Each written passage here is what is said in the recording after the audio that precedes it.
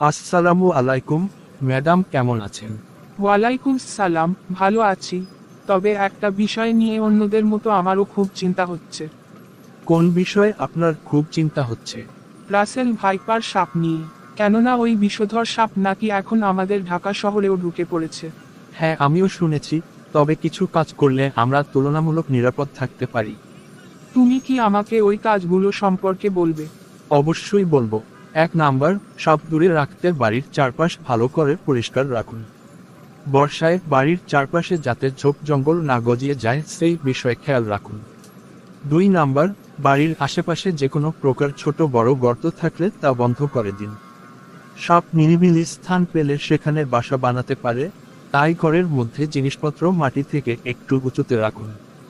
হাঁড়ি পাতিল কিংবা মাটির কলস জাতীয় জিনিস খোলা না রেখে ঢাকনা ব্যবহার করুন। 3 নাম্বার, সাপের কামড় থেকে বাঁচতে অবশ্যই রাতে ঘুমানোর আগে মশারি টানিয়ে ঘুমাতে হবে। এর কোনো বিকল্প নেই। সঙ্গে জুতা পরার সময় তা ভালোভাবে দেখে পড়তে হবে। না দেখে অন্ধকারাচ্ছন্ন যে কোনো জায়গায় হাত দেয়া থেকে বিরত থাকুন।